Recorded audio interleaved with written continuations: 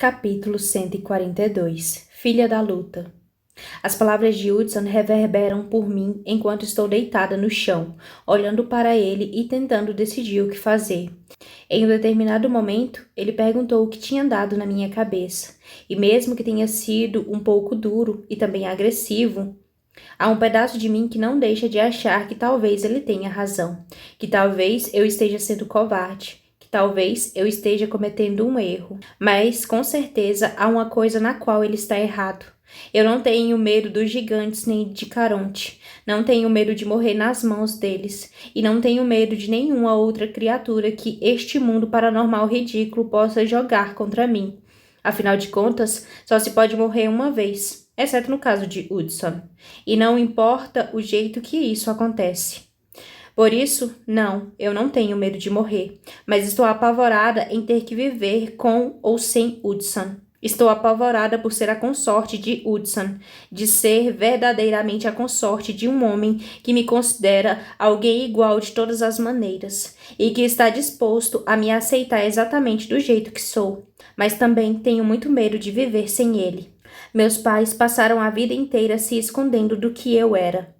Heather passou anos tentando me tornar mais extrovertida, mais ousada, mais parecida com ela.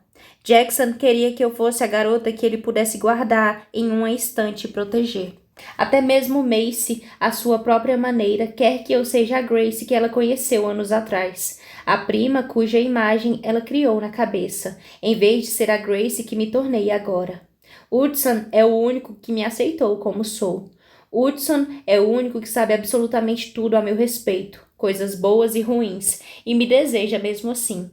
Hudson é o único que espera que eu seja eu mesma. Hudson é o único que pensa que Grace, a verdadeira Grace, é mais do que apenas boa o bastante. Com tudo isso, é tão estranho assim eu ter tanto medo dele?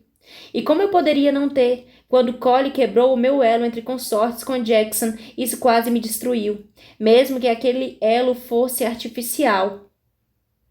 O que vai acontecer comigo se o meu elo com Hudson se quebrar? O que vai acontecer comigo se eu o perder? Acho que não vou sobreviver. E se sobreviver, será que vai ser como Falha?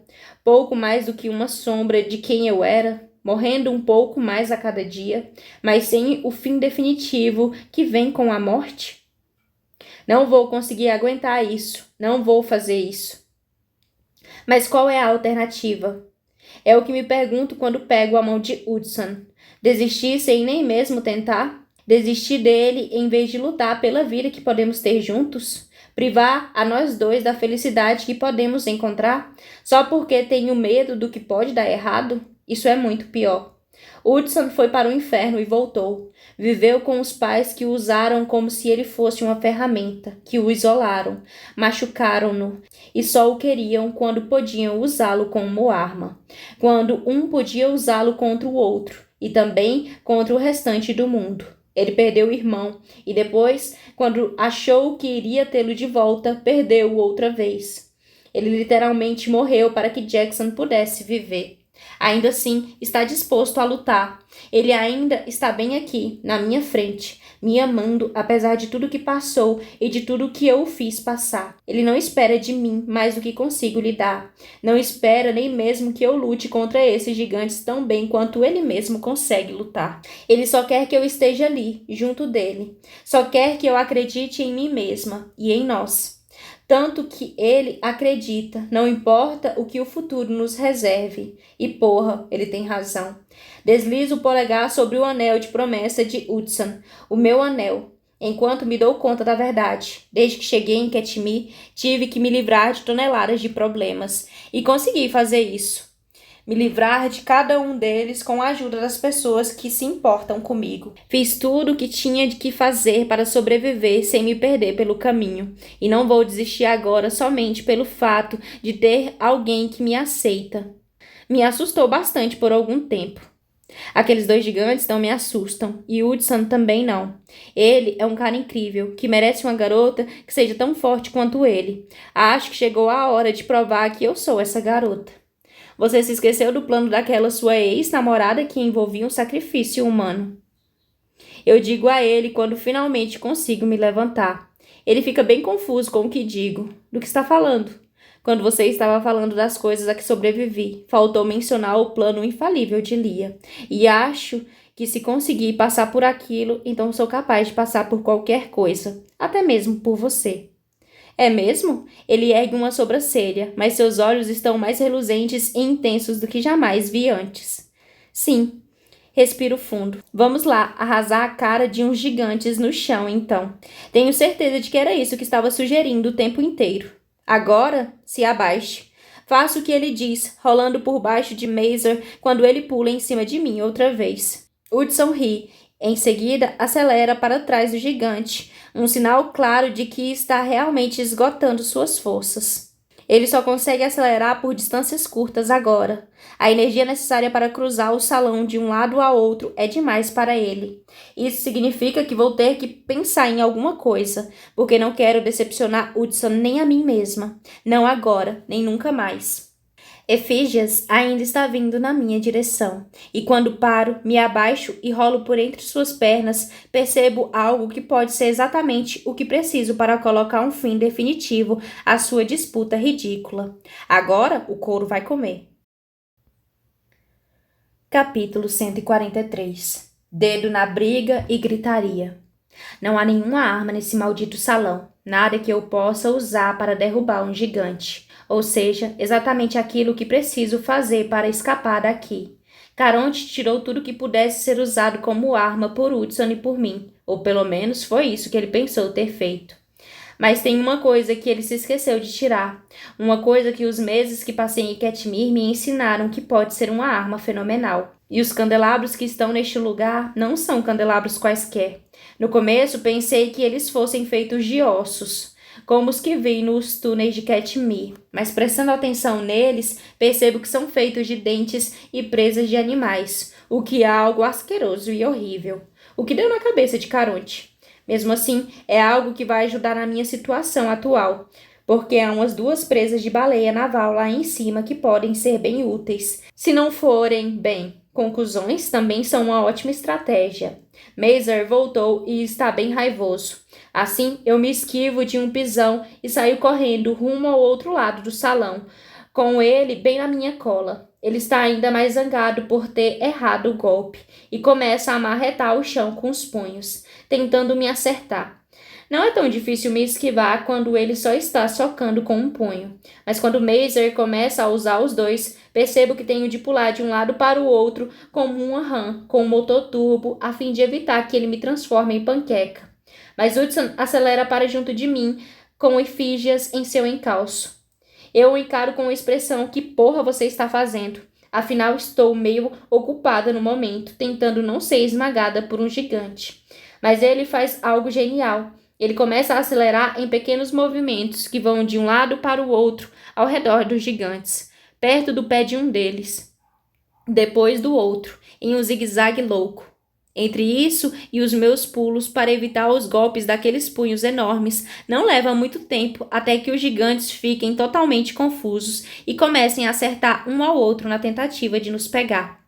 Isso só serve para deixá-los mais enraivecidos, um com o outro, inclusive. Hudson e eu conseguimos um pouco mais de liberdade para correr até o outro lado do salão, sem nos preocuparmos em sermos achatados. Estou sem fôlego quando chegamos lá. Mesmo que ele não esteja usando o poder de acelerar, não consigo acompanhar o passo de Hudson e apoio as mãos nas coxas e faço um gesto para que Hudson se aproxime.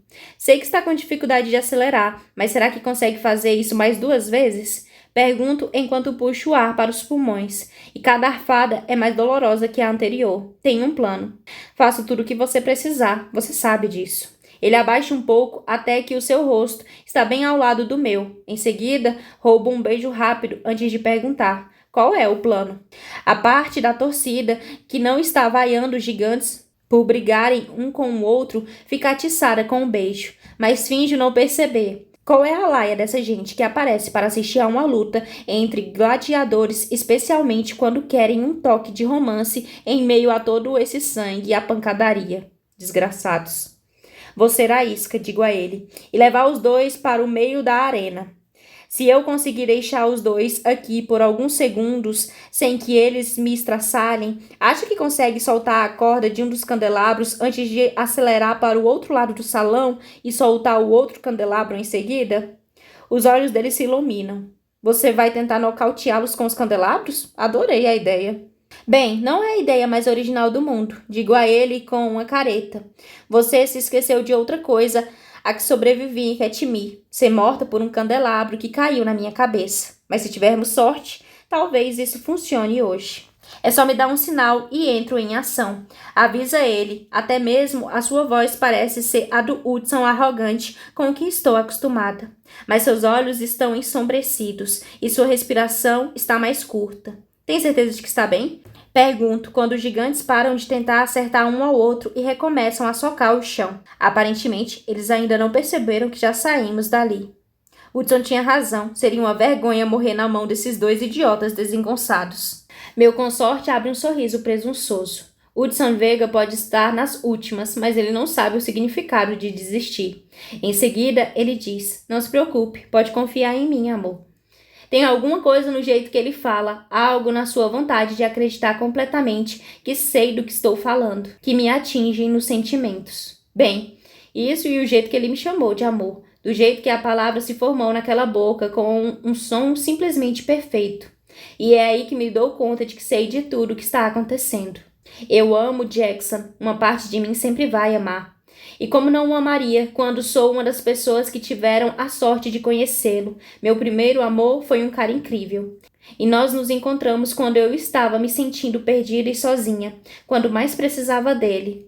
Mas aquela garota, a Grace, que estava completamente apaixonada por ele e por quem ele era totalmente apaixonado, ela já não existe mais. E já faz algum tempo. Aquela era uma garota assustada, solitária e ingênua. Ela precisava de proteção. Mais do que isso, ela queria proteção, tanto quanto ele queria protegê-la. Mas o amor jovem é assim mesmo, não é? Ele é idealista, explosivo e perfeito, até não ser mais. Até que ele explode, perde a força ou a pessoa simplesmente segue em frente com a vida. Segui em frente com a vida durante aqueles 3 meses e meio dos quais não me lembro. Mudei, mas Jackson não mudou. Ninguém tem culpa, as coisas simplesmente acontecem assim. E sei que no fim das contas tudo vai ficar bem. Que Jackson e eu vamos ter uma vida maravilhosa juntos quando conseguirmos pegar a coroa e restaurar o nosso elo entre consortes. Ele vai ficar bem. Sua alma não vai mais se despedaçar e formaremos uma boa dupla. Ele vai aprender a me respeitar como uma igual e eu vou aprender a deixar que ele cuide das pequenas coisas que não têm tanta importância. Ele é um cara maravilhoso e nós seremos governantes maravilhosos juntos. Respiro fundo e solto o ar bem devagar, porque não faz sentido ficar triste. Não faz sentido querer mais quando já tenho tanto. Não faz sentido me arrepender do que ainda vai acontecer, especialmente quando isso vai salvar alguém que amo. Mas a verdade é que Hudson é quem eu quero. Eu amo Hudson e acho que o amo desde o momento em que entrei para treinar naquele campo do Ludares e vi que ele estava lendo entre 4 paredes. Ele ficou emburrado porque eu tinha ido me encontrar com Jackson. Eu não sabia disso naquele momento, é claro. Então, quando ele começou a me provocar por causa das minhas roupas íntimas, mordi a isca. Mas desde o começo, as contingências foram diferentes com Hudson.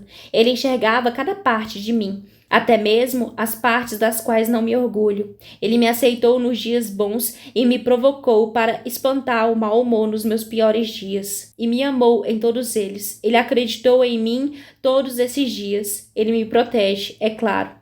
Mas faz isso de um jeito bem diferente de Jackson. Ele me pressiona a ser melhor. Acredita em mim. Quer que eu seja a melhor pessoa que puder, a mais forte. Ele está sempre comigo. Mas também quer que eu seja poderosa. Ele quer que eu seja capaz de andar com as próprias pernas. Ele gosta da gárgula poderosa tanto quanto gosta da humana que não é tão poderosa assim. Ele é inteligente e engraçado, sarcástico, doce, forte, gentil e gostoso. Ele é tudo o que eu poderia querer em um homem, tudo que poderia querer. Tudo isso em uma única criatura que é incrivelmente sexy também. E nunca disse isso a ele, nem mesmo quando ele me disse. Simplesmente escondi esse sentimento. Me recusei a reconhecê-lo. Nunca admiti nem para mim mesma. E agora estamos aqui nesta arena, e posso fazer todos os comentários insultuosos que existem sobre os gigantes, mas ambos sabemos que basta um movimento errado, basta nossa sincronia não dar certo por um segundo para estarmos fodidos. Não vai haver nenhuma coroa, nenhuma declaração emocional, nada além de dor, morte e perda. Isso não é justo para nenhum de nós dois. Não posso arriscar o que temos que arriscar aqui. Não posso passar o resto das nossas vidas sem comunicar a ele o que sinto. Ele está passando por mim, preparando-se para correr, mas agarro seu antebraço, encosto a mão trêmula naquele rosto bonito que tanto adoro e digo a única coisa que vale a pena ser verbalizada em um momento como este, a única coisa que pode ser dita a um homem como ele. Eu amo você. Por um segundo, ele parece ficar assustado.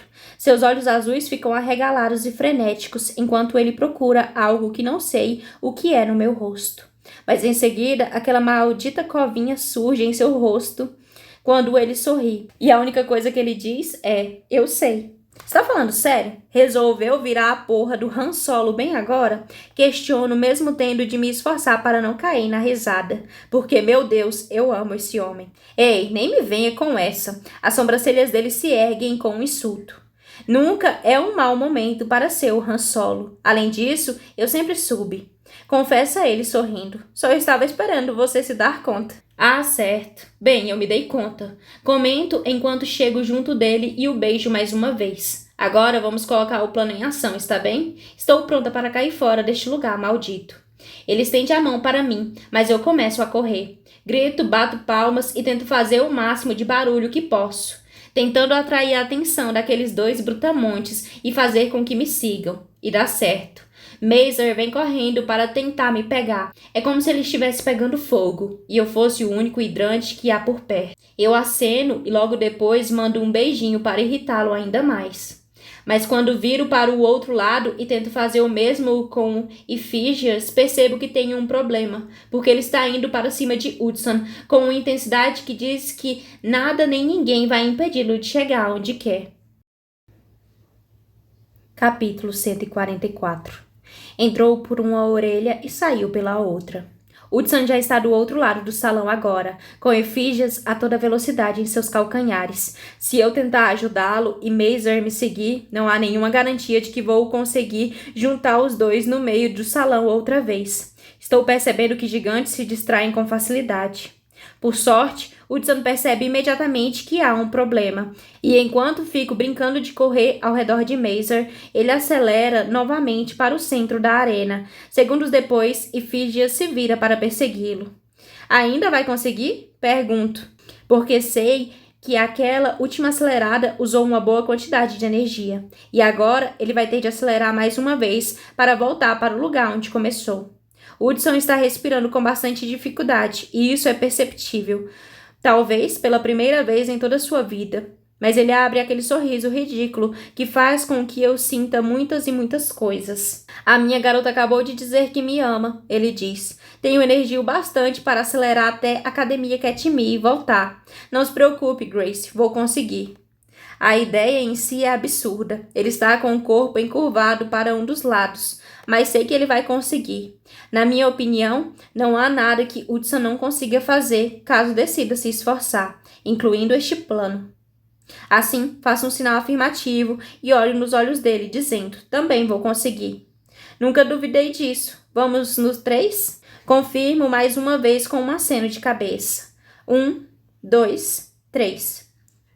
Hudson explode na direção do lado oposto do salão de baile e eu solto um barulho alto bastante para causar resmungos nas pessoas que estão nas arquibancadas. Mazer grita de volta 1/8 abaixo de mim e golpeia com o punho para me fazer calar a boca. Mas já estou em movimento, correndo entre eles o mais rápido que consigo, grunhindo com a dor das minhas costelas quebradas e o restante que ainda dói. Ephidias se abaixa e tenta me pegar, mas eu corro por entre suas pernas e dou um soco para cima com toda a minha força. Ele grita de raiva e tenta me agarrar de novo, mas erra. Mazer se aproxima e ele sempre tem uma pontaria melhor do que Ephidias. Assim, em vez de tentar correr ao redor dele, caio no chão e rolo para fora de seu alcance. Ifígia se recuperou do soco que lhe acertei, e agora está com sangue nos olhos. Quando passo rolando, ele dá um pisão no chão com tanta força que a madeira até se enverga e eu saio voando, bem numa altura onde ele consegue me pegar. Mas Mazer também quer me agarrar, e ele pula em cima de mim. Os gigantes trombam, e me agacho e rolo por uma fresta estreita criada pela posição em que os pés deles estão juntos um do outro. Mazer grita com a minha fuga, e eu grito de volta quando percebo que um dos candelabros e depois o outro, segundos depois, começam a se mover. E é agora. Aqui está a nossa única chance. A multidão solta um gemido de susto. Grita e o desespero de Mazer se vira para ver por que eles estão gritando. Ei, você aí!